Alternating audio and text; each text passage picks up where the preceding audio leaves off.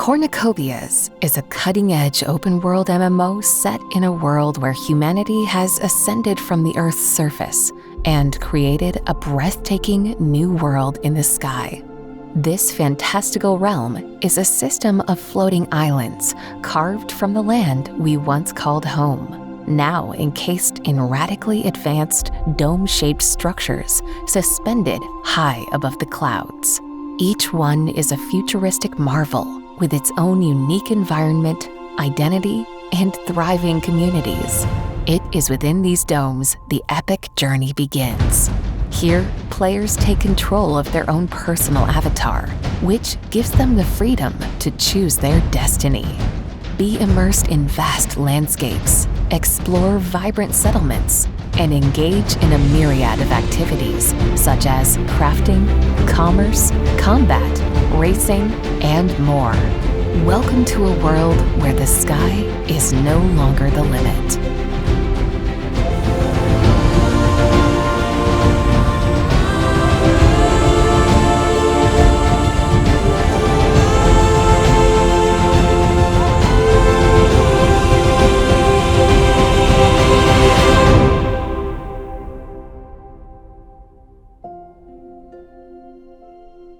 Hey everybody, welcome to Copi Cafe. This is episode number 105. You've got Rob Gregg here and Josh Jones here to tell you a little bit more about what's going on in Cornucopias this week. So special episode ahead. We've got a purple race reveal. Some of you may have seen that already, but that's very exciting, the purple racetrack. So for those of you that haven't seen it, please enjoy. We've got upcoming chains for the sale, a little bit of tweaks on the sale that we've announced, some updates on the marketplace pages, the game access pass, compass guidance, and questions and a leak. So these are some of our topics for today. Let's go ahead and kick it off. Rob, what are you drinking today? So today I have some Vimto. Do you have Vimto in America? No. It's amazing how different some of our products are. You guys have a lot different. What is it, cranberry juice? Yeah, it's like a cordial juice. Okay. A very unique flavor. This is going to throw Copi Boar for a loop. But I was going to announce that today I have two drinks. Oh. Poland Springs water Again. and a little protein milk. I've mostly finished the protein milk, but hey, cheers. All right, well, let's go ahead and kick it off. So first up, we have announced a upcoming NFT sale, game asset sale, that is going to be pretty special. We've got a lot of new items for sale, as you may know, and we have received some feedback from you guys, our community. And just to give some context, number one, we've heard the feedback. We're going to make some adjustments, but to give some context for our thinking, this is a challenging deal because we've pretty much in the past only run one NFT at a time for a sale, and also we've not done the multiple sales at once. And we've also not had game assets for primarily game. All of these are going to have utility right away, which is very exciting. So the team's working really hard on that, and we're pretty close to having it where it needs to be so that you can use all of these game assets immediately. But the last thing I would say is that we're trying to balance attention. We want to take care of our existing NFT holders, and we want to provide new content that gets new gamers into the game. One thing that's needed, and one of the reasons for the base chain expansion was, hey, let's attract some new users to come over to our game and check it out. So we have to be considerate of the multiple chain strategy, and it just becomes a challenge for how we're going to do this. Rob's done some modeling on it. We've done a couple team discussions, and we're going to make a few adjustments. We want to hear, we definitely heard you guys and want to get more assets on Cardano. But again, the reasoning prior to that was, hey, let's create some more balance because we're really heavy on Cardano assets, but incredibly light on base assets. So we're trying to balance it out. We're going to take a slightly different approach, still with an aim to balance it out over time. So I don't know what you would add to that. Yeah, What did I miss? that's right. I mean, we've got a couple of balances. We need to obviously balance the chain. We need to balance Web 2 and Web 3. So they need a lower entry point. So some of the assets will just be a fixed rarity, for example, which is quite common in games.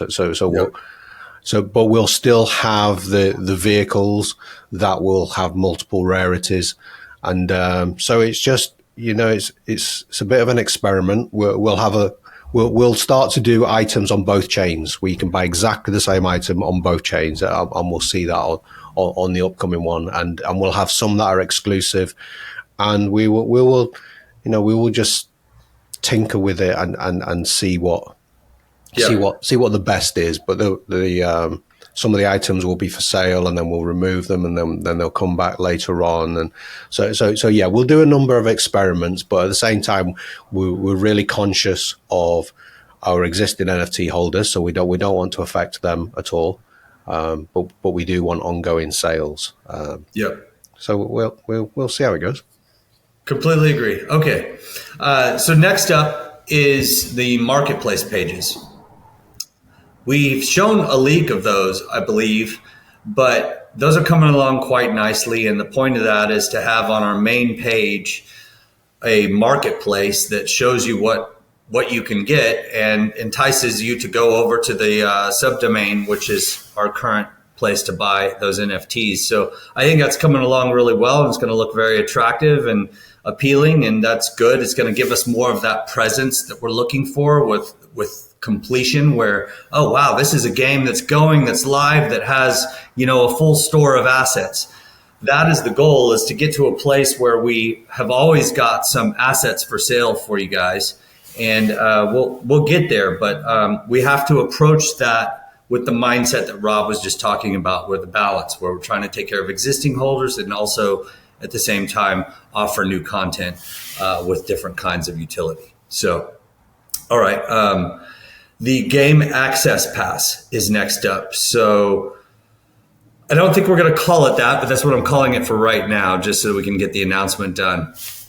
We've been very gated, and I've had troubles getting certain influencers in the game or certain other people that we wanted to see the game, because you have to own a Cardano NFT, and a lot of people that we've talked to didn't have that option. Or didn't have that know-how, and so it would take a little extra time to onboard them, which is cool. So we brought people over to Cardano, expanded their ability to access multiple chains, which we believe is very important. But I think the point there is we needed an easy point of entry for mainstream gamers, and also for people that maybe aren't experienced on all the chains, right? So this is going to be an access pass that I'm not sure what the price is going to be, and we're eventually planning to be completely free to play, but this is for early access to get people in easier. They can just make a credit card payment. It'll be low cost credit card payment, and that gets them access to the game. So we're trying to open up the gates gradually, getting new users in to play the game a little bit more easily. Any thoughts on that? No, yeah, you're exactly right. We're transitioning. We're bringing online a number of these new platforms. So it's a really busy period. Where, well, obviously it's always busy. Where we're starting to release lots and lots of more stuff, which is really good. Yeah, it's exciting. Okay, next up is the Compass tool. So another problem that we've been looking at is that a new user comes into the game, discovers us, and especially linked to that game access pass, we'll start to have new people coming in, maybe mainstream gamers, maybe just somebody from a different chain, whatever it may be, that just wanted access to the game. Well, then what do? They get in, and Kalido's a huge area. So if they enter at Kalido Resort, they're not going to know how to get to Solace. They're not going to know how to get to the racetrack. They're not going to know anything. So what we've done is we've come up with some icons that you were talking to Declan earlier this week, and he mentioned that we had that functionality, which is fantastic. So now we've come up with a navigational system and a key.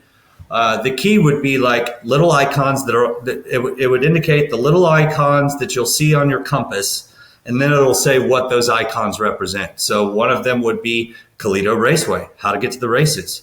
Another one would be how to get to the public transportation to get to Solace. So we'll have this guide for newcomers and how they can get around the game and start having some fun. I think that's going to be incredibly beneficial to user onboarding. Yeah, I mean, it's obviously very common in games, and we came up with this technology already with for the holo caches. So it's just the next natural evolution of that, and then eventually that'll lead into the tasking systems where it'll say go to these certain places, and that will then appear on the compass, and that'll unlock them, and you'll get XP. So yeah, it's just part of that natural evolution of that system. Yeah, it could be like, go to all the waterfalls in Solace. That could be a task. Or go to all the towns. Also, go to all the mountain peaks. Yeah, but we'll build on that. So we could have areas that maybe just have question marks on the compass. So and on the map as well. So you'll go to them, and then it'll reveal what was behind that. That could be maybe a fishing location. It could be mines. It could be anything. But it's so the compass will start working. Mystery. Say that again. You're saying some that will have some mystery with the question mark. Yeah, so some will have the mystery in there. Some will only be discovered as you stumble across them, and then they'll be permanently on your map, for example, on Solace. Mm-hmm. Some will probably be permanently there. So like the raceway, we want people to always discover that. And other things, maybe like the showrooms, maybe they just come into play as you get closer to them, just like holo caches do now. So there'll be a variety that works within that same system. Yeah. And if you're going to have a game with the massive amount of square footage, explorable real estate that we have, it becomes essential to have a good navigational system. And I think we've come up with the start of a great one. And this can improve over time. As with anything, we can iterate on top of it in a variety of ways. We'll expand on that. Eventually we'll have mini maps in there, but we're not quite there yet. Mm-hmm. All right. So compass guidance, that's a great new feature. We're in process of implementing that. The nodes becoming claimable. So far, all of our node holders have been able to see what their earned rewards are on our platform, on our node page dashboard, but they haven't been able to claim them. So the claimability of those rewards is coming very soon. We've made leaps and bounds of progress there, and I think that we're just in the testing phase. So that'll be coming pretty soon. Yeah, that's exciting. We're testing that now, so you'll be able to claim Cardano and on base. You can choose whichever one you want. Yep, which is huge. Okay. I think that brings us to a conclusion for our topics. We can go into the questions now, if you'd like, and the leak, and then we can. We obviously have the purple race that we have mentioned. Yeah, we can show that now if you want. We can show. So last week we did a watch party last Friday night. We've done one actually now for the last 4 weeks, and we recorded this one. So this was the world premiere first look of the purple track, which we're still testing, but it's going to come out in the next build. And during that play, we recorded it. So here is some of the highlights. Yeah, here it is.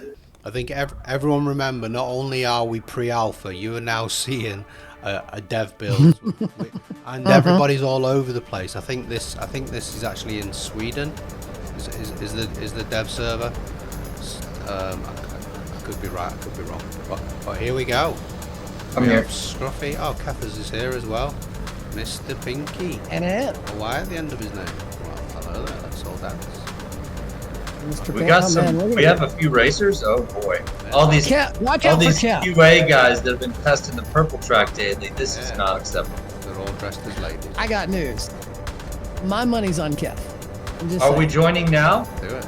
Yeah, this is the test. How many was this thing? Wow, that's a lot of people. Look at this shining. What's going on here? Oh, the sparkles are on here. We're on the dev server, so you'll see loads of funny writing on the screen as well. Well, I'm ready. Yeah, that helps us report bugs and helps the guys figure out exactly what's going on. Settings menu, by the way. Look, how cool is this now? So I can bring up the settings here. You'll see all the DLSS stuff. Here we go. I don't think it's quite implemented. I've been waiting for that for a long time. We're working on that good stuff here. Yeah, most of that stuff isn't actually hooked up, but yeah. Oh, here we go. Here we go. Looks like everybody chose an F9. I guarantee I will wreck multiple times. Right, let's go in the daytime. Whoa.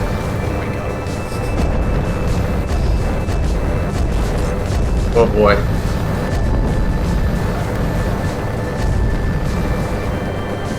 It gives you a good idea of what to expect. There will be people watching this and trying to map it. So all I know about. I'm pretty sure Ray Racer's already got it. Now we're halfway through a map. He's already got it all in his head. What was the special bit that you were talking about? There's the clouds right there. Going through the clouds. Yep, you got it coming up.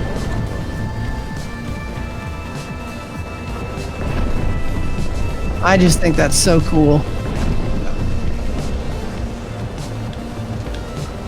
And if you don't know that turn's coming up, boy, it can sneak up on you.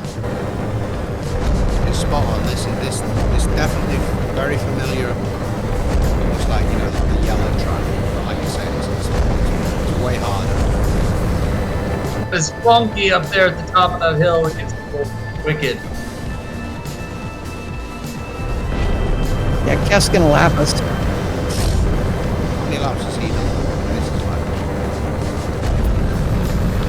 To be honest, I don't know that he's done kidding. that many. I'm taking a lot of damage. I'm hitting every ball. I've finally done a lap.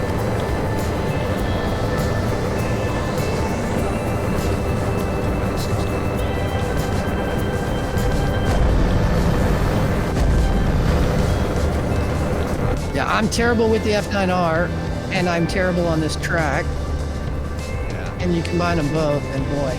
We're on movies again. Everything's even, which is great.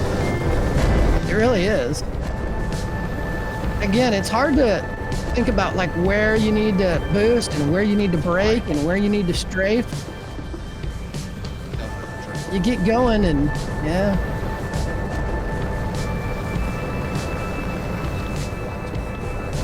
This track is tough. It's tough but fair. Oh boy. Yeah, I just passed Mr. Pink and then got blowed up. Somebody said this was not as hard as the red. I don't know about that. Well, I think, yeah, I put it like right in between the yellow and the red. Probably close, like, I think it and the red are close. Again, we've done the red a whole bunch of times, and so it's not as hard, I think, for us now. But, and I think once we do this a whole bunch of times, you learn where every turn's going, and you can anticipate things a little better.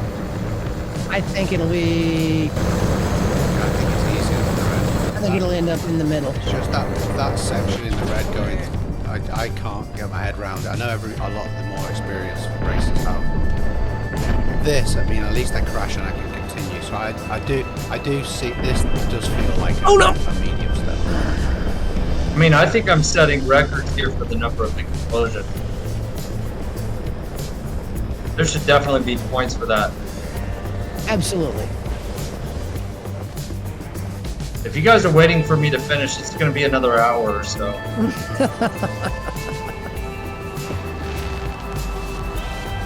Some Black Knight said, "Are we sure Josh's laptop didn't explode?" Wow.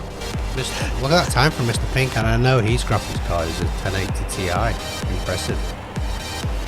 Mr. Pink, yeah, is rocking the Vega 64 card, not even a 1080 Ti. Very nice. And Pinball Ninja's underselling my graphics card. It's actually a 4080. So this is without DLSS. So we're going to get even more. That's incredible. Because running around the Solaces, you know, running around Colito before, I was getting around 55, 60 on Ultra and 4K settings. And now I'm getting usually around average of about 75, in some places even 80 in some of the Solaces. There are places where it dips back down to 65. But yeah, significant. That's huge. I don't know if I mean, for some perspective, there are not a lot of Unreal Engine 5 games out that are performing well. Agreed. They take up a lot of resources, and if we haven't enabled DLSS yet, basically, oftentimes DLS can get you anywhere from 50 to 100% extra frame rate, based on my research. So, you know, again, depends on your card. But. That's huge. Yeah. Is there a competing GPU to NVIDIA that has something similar to DLSS? Well, I would use the word competing loosely because they're kind of getting blown out of the water. But yeah, AMD does have, they actually have really good cards. And in fact, you know, price per dollar, they're outstanding. They have a little bit different technologies. The AMD one uses, I believe, a technology called FSR, which is very similar. Basically, what they do is they use AI. They only render every other frame, and they use AI to figure out what the in-between frames ought to be. So, Scrappy, I did not know that you were a wealth of knowledge on GPUs. Well, I have many hidden talents that nobody knows about. So, yeah, I've done a little research on the subject. I'm actually building a computer. I got parts coming on Tuesday for a gentleman down the street from me, buddy, former business partner that actually mentioned. Well, you should install Cornucopias for him. Oh, I should. I absolutely should. Let's see. I'm at. Oh, there's Kev. I'm never gonna catch him. All right. Oh boy. Race starting in 4 seconds. 4 seconds. 4 seconds. Am I gonna be it? Okay, I'm it. Nighttime. Let's go nighttime. Oh, the purple really pops at night, I gotta say.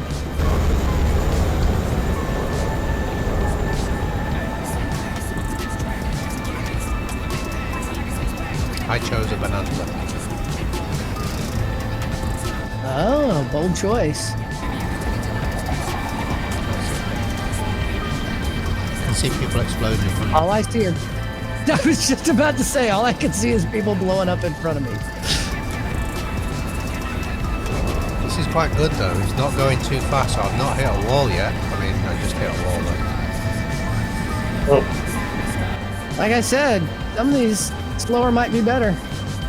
Oh boy. I think I'm still getting about 60 FPS. Decent. Keep an eye on my FPS. Again, it depends on what resolution you're running at. It depends on what you're recording at. It depends on... I'm running 1080. When we test, we try to make sure that we're not doing anything else in the background because that can have, obviously... Yeah, that's why I'm blowing. Well, I'm just kind of letting everybody else know, for, you know, those that are not familiar with the testing process. Oh, I love that cave at night. I am in ultra mode, so I am in top graphics. But I have lowered the graphics setting, which is always a good thing. You know, if you have issues, lower the settings and you can still get those really high-end graphics. Yeah. And I notice you're also streaming in 1080p, so streaming as everybody that's watching it is probably seeing it at 1080p, which Rob is a multitasking wizard.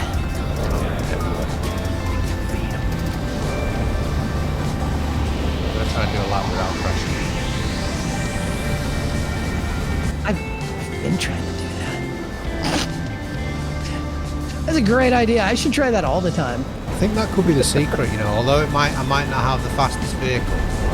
If I don't crash, then I'll make up some time while people are resetting. Well done, buddy. So that'll definitely save you 3 seconds every craft.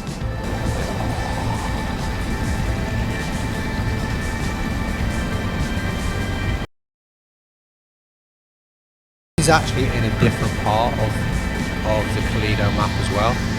That is the actual race. The area designated for racing is 8 kilometers by 8 kilometers. So this is in another part.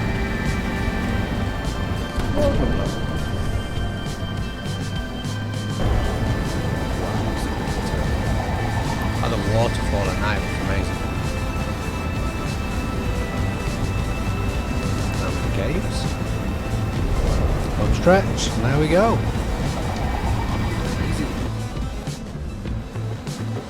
I think they're gonna love the purple track. I'm already getting very into it. 1000%. Oh, look at that. Kev got a 1.43 lap time. Woo! Well, that was very cool. We did the purple track there. Hopefully you guys enjoyed that and are looking forward to racing the purple track. It was quite challenging. What did you think, Rob? Yeah, I just kept smashing up in every corner. Yeah. It's got some tricky, like, pump fake kind of turns that get you going in one direction, then all of a sudden it swaps on you real quick. And there's some fun stuff. Flying in the clouds, it's really cool. It's a lot harder as well at night, but then all the lights come up, and it's a really well thought out track. It's a little bit harder than the easy, but it's not as hard as the red track. So it's in the middle, and I think once you get used to where the turns are, I think people get some really fast times, but you do have to think a little bit more. Yeah, it's great. I really enjoyed it. I love the part where you go down and into the caves. And you see the purple lighting on the walls of the cave, the cavern or whatever. That's pretty cool too. So visually appealing, challenging in terms of its pump fakes and race course design. It's going to be fun. So we're happy to release that. All right, well, let's get into the questions. So we've got a few questions. I'll go ahead and ask you. Leviticus from the Night said, will player-crafted items like backpacks be better than the new upcoming NFT ones? So I can make an informed decision on me buying in the upcoming mints. Don't want pay to win. Yeah, we definitely don't want pay to win. So you'll be able to some items you'll be able to craft. Some of them you'll be able to buy with in-game currency. But we'll also have equivalents that are NFTs, and the NFTs obviously you'll be able to trade or sell, and there'll be mixtures. The NFTs they'll be unique, as in they'll look slightly different from the ones that you can get in game. So they will have that's kind of traits, and there'll be equivalents, and yep. There will be some stuff that you'll craft in game that is a lot more powerful than some of the NFTs. Like the Jester, for example, you won't be able to buy the Jester, but you will be able to win it in game. Yeah, that's a fun one. I really want the Jester, to be honest. All right. Lord of the Corn said, will the items sold on Marketplace have a tiered design sale like the nodes, or is it a one-price-fits-all sale in that collection? Additionally, is there a cap on supply on these available Marketplace items? 0G jetpack, 100K supply, F9R 20. He was just giving an example there. Yeah, asking because if these NFTs these are NFTs, scarcity is an issue, but adoption and cool stuff to buy is too. I think he's seeing a little bit of the balance there, or I'm not sure, who Lord of the Corn. But so what are your thoughts? Yeah, I mean there'll be a mixture. We'll have. I mean, we spoke about this earlier, but the quantities will be fixed for the NFTs. However, that doesn't mean to say that they're all going to sell out immediately. some of them we'll take off the sale and they'll come back maybe a month later or maybe 2 or 3 months later. But then but because there is a fixed quantity, when that fixed quantity is gone, then that's it for that particular item. And some of them will be a single rarity. The prices will be will be fixed. They'll be pegged to US dollars, so that they may change in kind of like the price of Copi, but they'll be pegged to that dollar price, and you will be able to buy some of the items in Copi, some in using some of our merchants that we're coming up to. So we're looking at being able to pay for items with credit cards, for example, but you'll also be able to pay with base USDT. So there'll be all kind of options.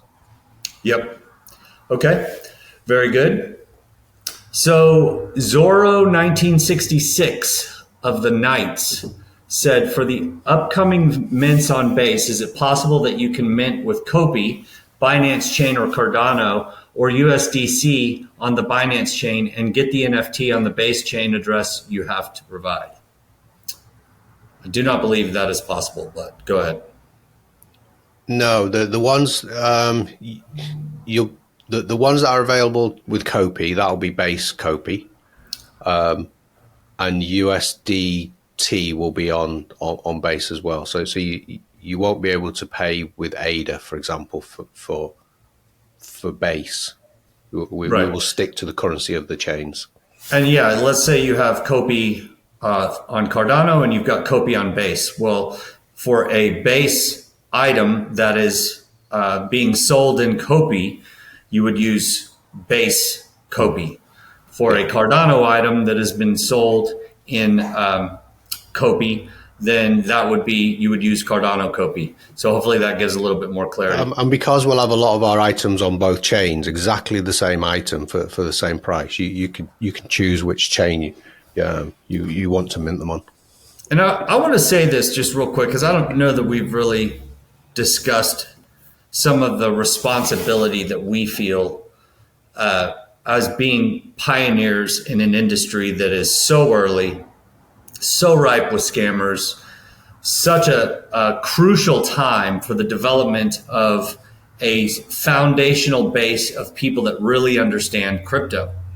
And to us, we see ourselves as, well, we're a project building in the crypto space. We've built up a community. We have a degree of responsibility to help people understand crypto and increase their abilities on it. So one thing about that, and we do believe, as we've always mentioned, in interoperability and the ability to use multiple chains, because there's so much flexibility with what can be offered on a particular chain, that different chains have different focuses, and it becomes important to be able to know how to use each of those easily. Now, I believe there's a time in the future where blockchain is mature enough to where you're not even going to have to do any, like, you don't have to learn all of this stuff, that it is incredibly easy, user-friendly. You just choose what you want to do, and it's all behind the scenes, and it works great.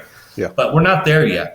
And so we feel a responsibility to increase people's exposure to different chains. We also, as always, we started on Cardano. That's our home chain. So no, we're not leaving. But anyway, that topic was something I wanted to say that's important. We want to increase awareness of how to use different wallets and different chains and get different assets. Okay, now it's a good time to announce the winner of the guild contest. I believe it was strictly guilds, not certain, but we had 3 entries, and we do have a winner. But the contest was around creating a trailer, and I think you guys got very creative. I liked every single one of them. I really did. They were great. Yeah, they were really good. So it's unofficial lore. We never gave them any secrets. They just had to go off what they knew. And I think all 3 of them did a really good take on gave a good atmosphere of the lore. Yeah, it was really good. Yeah, it was fun. And so we're going to show the winner. The winner was the Knights Guild, correct? Yep. Yeah, with some really good use of AI. So, let's go ahead and bring up the good point. Bring up the video, and we'll see you soon.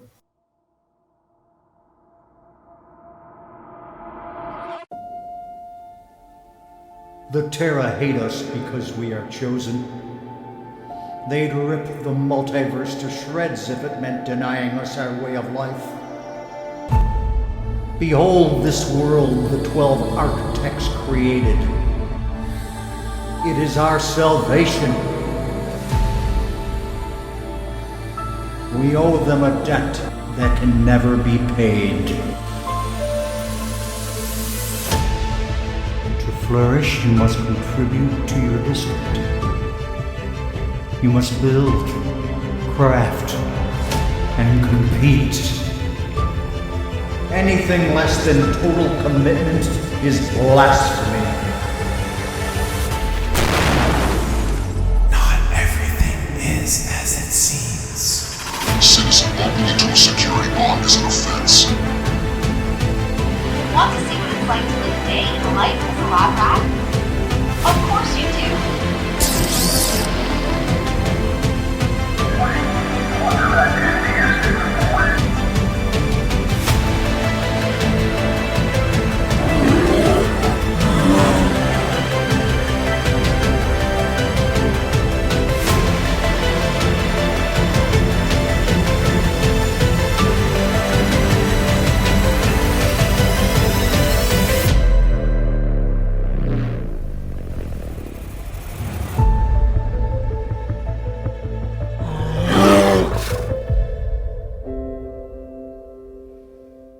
You must survive before you can thrive.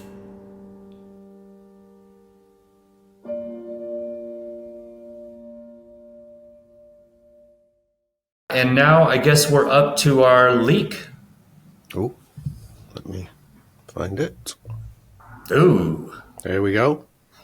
looking rugged. Yes. This is the Junker. Do we call it Junker? Backpack? Mm-hmm. What do we call it? Yeah, it was the not backpack, junker jetpack or something. Sorry. Yeah, that's what. Yeah, the junk jetpack. So the law behind this is we've seen the shiny one that was created by Zerog. This one was actually created by the Terra. I think that's the law. But this was created on Earth using whatever was lying around. So that's why it looks very rugged. It's loads of spare parts thrown together, and the backpacks exist on Earth as well. Yeah, very cool. Yeah, scavenged from the Earth, the junker jetpack. This will be, I think should we say the sale price of this? This will be about $15. I mean, approximately. But Yeah. I don't know that we have finalized that, so it's kind of hard to say. We'll be around about there. So very, very low price. Alrighty. Well, that And concludes you'll be the able episode. to play with it immediately. That's the point. Yeah. That's the beauty of this next sale is most, if not all, of the items will be able to be used right away in game, and that's a good amount of work. We had to modify our API for reading the assets that are in game and making those usable. There's a lot more behind the scenes that has to go on to make that work, and so I believe they're making great progress on that API, and it should be ready to go soon. So it's very exciting to be able to use all these items in game. And that's the end of our episode. So thanks for watching.